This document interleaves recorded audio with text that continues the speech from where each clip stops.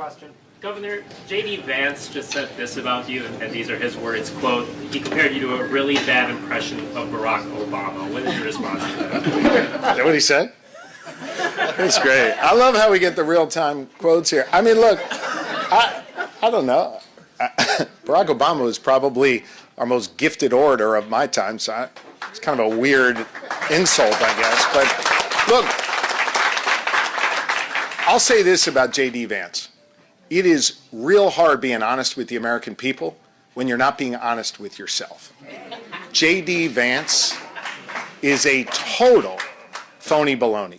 He is the most inorganic candidate I think I have ever seen on the national stage. He doesn't know what he believes, and that is why it is impossible for him to articulate a coherent message to the American people, because he doesn't believe it. This guy is not exactly off to a good start, and it is clear that Donald Trump really has buyer's remorse with his pick. So if he wants to sling insults in my direction, which I'm not even sure is an insult, let him do it. That's fine. Bring it on. I'll be ready for whatever the hell J.D. Vance throws my direction. Thanks, everybody. Aw, shit. Josh Shapiro has canceled his fundraising engagements this weekend ahead of Kamala Harris's announcement. Now, people are saying, of course, it's going to be him because the rally is being held in Philadelphia. But I'm not so sure. Recently, several progressive groups and pro-Palestinian groups have come out strongly saying they do not support Josh Shapiro being on the ticket. They are upset about his pro-Israel views and how he recently handled protesters on the University of Pennsylvania campus. Kamala Harris is thinking about having Josh Shapiro, the governor of Pennsylvania, as her vice president, and we need to be very, very, very loud about the fact that she should not do that because Josh Shapiro fucking sucks. I'm gonna be honest, all of her options for VP kinda suck right now, but Josh Shapiro in particular compared pro-Palestinian campus protesters to the KKK. The man's a monster. Shapiro also supports a bill that would financially punish colleges that chose to divest from Israel. We were able to push Biden off the ticket because we were loud about it. We can keep this guy off the ticket by doing the exact same thing. All right, guys, so we got to talk about Kamala Harris, who may be on the verge of imploding her own campaign based off who she chooses to be the vice president, because there's a lot of speculation that it is going to be Pennsylvania Governor Josh Shapiro. Now, the reason why he probably has a good chance of being the pick is because he is seen as a moderate by the not moderate media, by outlets like MSNBC and CNN, even though Josh Shapiro is not a moderate. He's just what we call a normie Democrat, right? He's not a far leftist. He's definitely not as far left as Kamala Harris. He's like a normie Democrat that is okay on some issues, okay? But he, in my opinion, kind of reminds me of Obama, okay? I don't know whether or not to call him the white Obama or the Jewish Obama, okay? Please, YouTube, don't cancel me for calling him the Jewish Obama, okay? It's just a joke. Now, gang, you could not have a clearer contrast in this race. You could not have a clearer contrast between Kamala Harris and Donald Trump. Now, let me tell you something. He's pretty afraid. Y'all see, he's backing out of the debate now. He's afraid to stand toe-to-toe with our vice president. And you know why that is? It's not just because she's a skilled debater. It's not just because she's got the right positions on the issues that matter most to the good people of Pennsylvania and this country. It's because he can't run away from his record any longer. Yeah. Think about it. 4 years as president. Guy stacks the NLRB with a bunch of corporate folks who have tried to rip away your rights every step of the way. We can't go back to that, and he can't defend that. Yeah, so this is why I found it to be hilarious that a politician using a fake accent that he's clearly ripping off from a much more talented politician, while at the same time groveling at the feet to be the VP for the least talented presidential candidate that we've ever seen, who also is the fakest presidential candidate that we've ever seen in Kamala Harris. Okay, that is Josh Shapiro calling J.D. Vance fake when, again, this guy is already showing that he's very fake. And also on top of that, he's begging to be the VP of the fakest presidential candidate that we've ever seen in history, okay? A woman who has made a career as an Indian woman pretending to be black, okay? But J.D. Vance is fake, according to Josh Shapiro. Yeah, that's the guy that Kamala Harris is thinking about being VP, okay? And essentially, it has already been leaked that this guy is basically going to be the VP candidate because this little advertisement right here for Kamala Harris's rally in Philadelphia that has led a lot of people to believe it's going to be Josh Shapiro has been leaked to the internet, and it sure seems like he probably is going to be the guy. Philadelphia, we got work to do. We're ready to rumble, y'all. I'm Mayor Sherelle Parker, here with leaders from across our region. Kamala Harris is on the road to victory. And the road goes through Pennsylvania. And in Pennsylvania, we're united behind her. The woman that's tough and can lead. Are we ready to fight for it? She is the right person at the right time for this job. It's gonna do right by labor. It's gonna do right by working people. And I can't think of a better partner than our Governor Josh Shapiro. His policies have not only supported the working class, but have set standards for progressive leadership that benefits all citizens. Philadelphia building trades. IBW for Kamala Harris. Montgomery County. Bucks. County. Delco. Chester. Northeast. South Philly. North Philly. For Kamala Harris. We're getting behind Kamala Harris. Kamala Harris. Kamala Harris? Kamala Harris for president. And Josh Shapiro. Josh Shapiro. Josh Shapiro for vice president. Now we need you. Let us and Kamala Harris know you stand with her. Together, we can do this. We are one city. One region. One Commonwealth. For Kamala Harris. Yeah, so you seen that, you heard that, okay? That ad basically has revealed that Josh Shapiro likely, very, very, very likely is going to be the pick for Kamala Harris. Now, what does this mean, okay? I'm going to tell you guys probably the worst part of what it means for Kamala Harris, which is that the far left is going to be extremely upset, okay? And because Josh Shapiro is Jewish, and because he's Jewish, he is seen as being pro-Israel, okay? As he has spoken out about the far left in their protests, particularly when it comes to their riots on these college campuses. And let's just say that, again, the far left is not okay with that. They definitely will have questions about Kamala Harris. They're preparing to revolt against Kamala Harris if she picks Josh Shapiro for that very reason, is because of Israel. The president of Columbia University is getting a lot of criticism.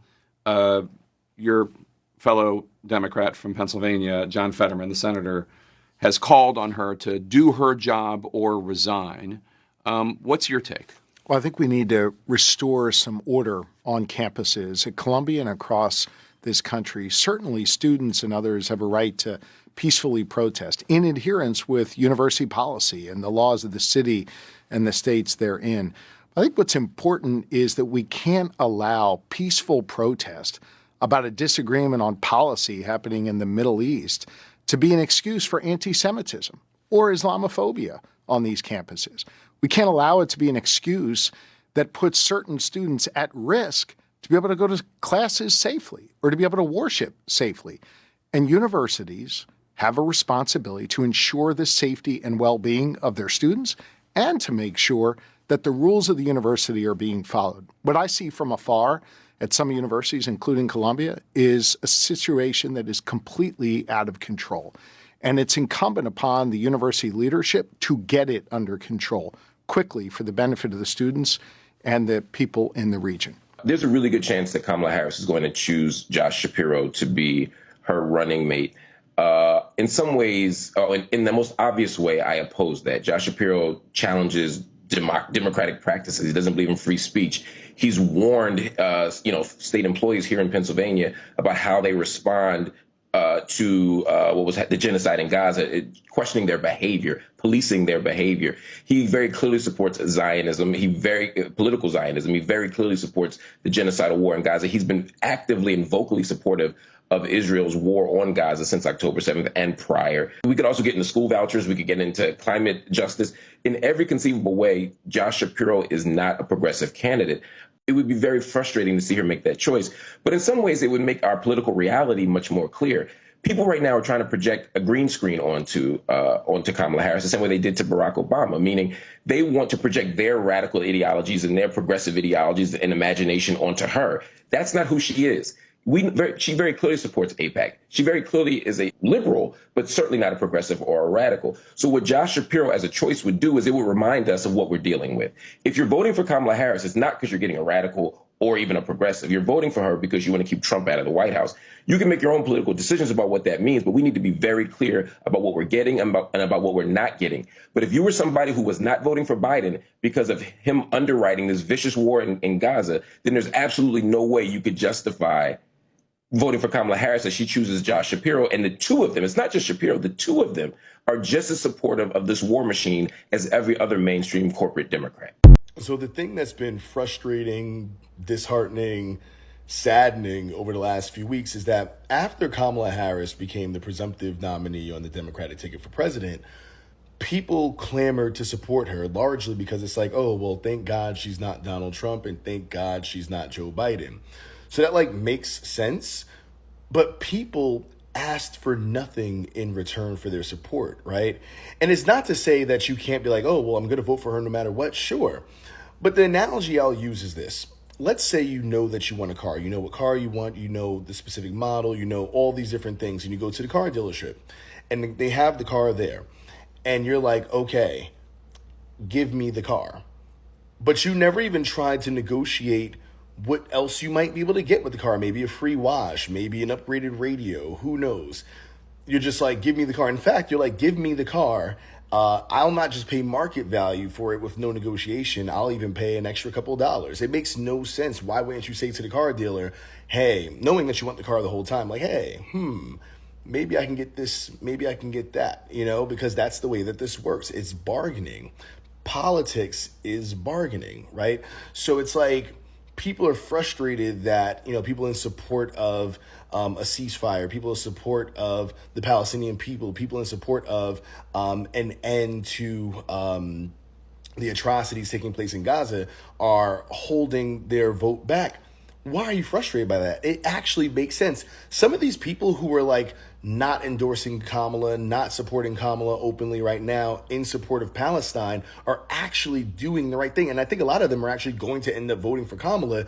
But the fact remains is how can I get her to support my side of things to earn my vote outside of just not being Donald Trump? And that's the way that this is actually supposed to work. Yeah, so I vehemently disagree with Mark Lamont Hill when he says that Kamala Harris is not a radical or a progressive.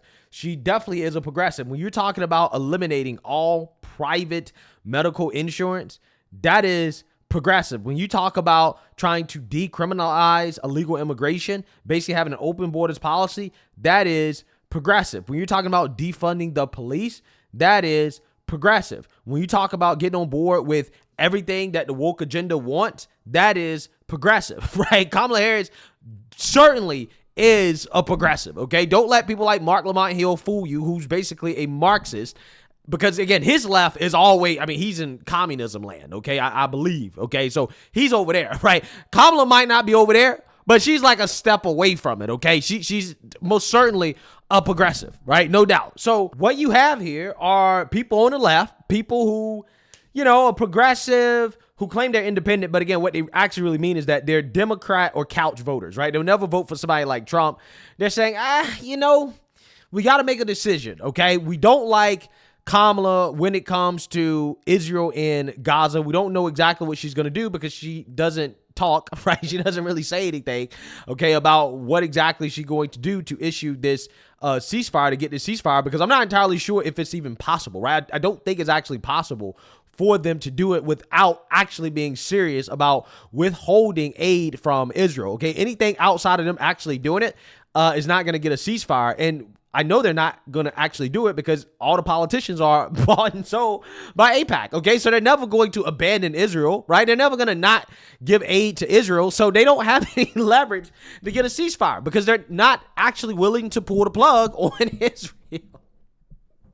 That's the funny part about it, okay? So again, the reality is that it doesn't matter who you vote for. You're going to get the same thing on Israel, okay? They're going to be allowed to do whatever they want to do because that's just how it is until we get to a place where AIPAC does not have so much control over our politicians, okay? When we get to that place, then yeah, you might have a say. Your vote might matter when it comes to Israel, but until then, it's just simply not going to matter. This is not the place that we're at in politics. But don't tell the progressives that, though. Don't tell them that, okay? Let them sit it out, okay? Let them believe that, hey, you know what? They can push Kamala on this issue of Israel and Gaza and to get some concessions to force a ceasefire. In fact, they should hold her accountable for getting a ceasefire now. And if she can't get a ceasefire now, why would you believe that she can get a ceasefire in her first or second term? Why would you believe that? There's no reason to believe that, okay? So if you are a single issue voter and you don't want to vote for Kamala Harris and probably Josh Shapiro because of Israel, hey, be my guest. Sit it out, right? I think that it makes perfect sense if that's what you want to do, right? If you don't want to vote for them because they are too pro-Israel, hey, I don't blame you, okay, if that's what you want to do. So with that being said, again, they have to worry about the people who have a problem with Jewish people, okay, being in the White House when it comes to this issue of Israel. They got to worry about losing that vote, right? But apparently Kamala isn't so worried about it because he's probably going to try to thread the needle on the issue. I'm just not sure if it's possible at this point, considering how the left has shown that they're very passionate about that issue and that they're not going to take no ceasefire for an answer, right? They want nothing less than a ceasefire, and until they get a ceasefire, they're going to revolt, okay? So we will see, okay? We will see. But there's another issue that Josh Shapiro has, which is that allegedly this guy is doing what the left tries to criticize Trump for when it comes to his felony conviction, which is paying hush money in order to help out his election campaign. News alert. Kamala Harris's frontrunner for VP, Pennsylvania Governor Josh Shapiro, is getting blown up. Shapiro is accused of covering up sexual harassment in his office. And now the National Women's Defense League is urging Harris not to pick him. One of Shapiro's closest advisors was hit with a sexual harassment allegation. Then the governor's office paid a woman $300,000 to make it go away. Did Shapiro pay hush money to win an election? Because we were told that's a big no-no. Could this derail Kamala's VP process? We have no idea. She was planning on holding her first rally with her VP in Philly, Shapiro's state, on Tuesday. Was this a dirty Democrat leak by another VP contender? Probably. So I have a question for the National Women's Defense League, who are actively going after Josh Shapiro to take him down from being Kamala's VP choice. What was your position on the women who were essayed overseas at that event? Because if you stayed silent for that, and you're choosing this situation where someone got paid out, look, inappropriate stuff, not good. But is this motivated from anti-Semitism? I think we all have the right to know. So someone from your organization should speak out to this. You can't find much information about this organization. Don't you want to know? Me too. Yeah, so what you have here is a situation where Josh Shapiro paid hush money to cover up Me Too allegations for one of his closest advisors, which, again, you know, is something that he should be standing trial for. I'm just saying, if Democrats want to be consistent, also, again, covering up Me Too allegations with hush money, probably not a good look, okay, with women, okay? So you're already saying women speak out about this and pressure Kamala not to pick him over those reasons. But the reason why Kamala is picking him is because outside of being Jewish, okay, and his potential support of Israel and also, you know, covering up Me Too stuff, well, hush money, he is the governor of the swing state with the most electoral votes, okay, which is Pennsylvania. And essentially, Pennsylvania is a must-win state for Kamala Harris. If she doesn't win Pennsylvania, then most likely she's going to lose, right? So she's going with the guy that's probably going to give her the best chance of winning the state that she has to win in order to become president. So that's why she's picking the guy. However, I personally feel like she's going to have some issues, okay? Because when you look at some of these states like a Wisconsin or Michigan, she might win Pennsylvania. But if the pro-Gaza vote, the pro-Palestinian vote decides to sit it out and to say, you know what, we're going to protest Kamala picking Josh Shapiro because he's Jewish,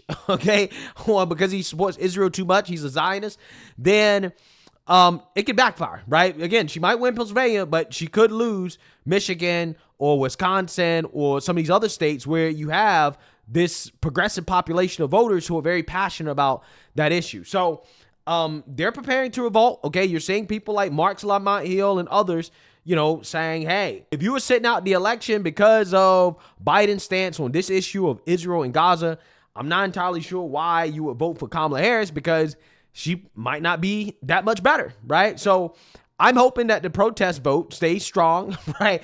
If Kamala rolls with Josh Shapiro, we'll see if it backfires.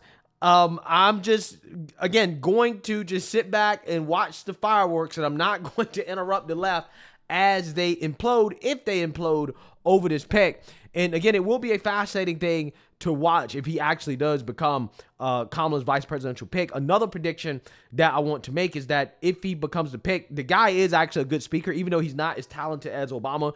Obviously, he is a good speaker, and I predict that he's basically going to be the one speaking for the Kamala campaign, right? He's going to be the one that's doing most of the interviews, and Kamala will be doing the rallies, because he's much better on TV and on camera than Kamala Harris. He won't fall apart, right, like Kamala Harris would. So I think that that's also why he was picked, is because he's probably the most gifted politician when it comes to dealing with the media. And that's, again, something that Kamala Harris desperately needs, because she can't just continue to dodge the media forever. At the very least for now, if she picks him as VP, he can go out and deal with the media, at least for now, in a way in which, he may be able to finagle his way through questions about her flip-flops and her positions and the disaster that is the Biden administration. But it hasn't worked up until now, right? Nobody's been able to sell the shit sandwich that is the Biden economy and the Biden administration to the American people yet. Gavin Newsom tried to do it. He was an epic disaster. I think he's the best snake oil salesman they got. This guy is probably the second best snake oil salesman. So we'll see, right? We'll see if he can get it done. But again, it will be fascinating if he's actually picked. But let me know what you guys think. Make sure you like, comment, and subscribe. Most importantly, share a Black conservative perspective. Peace.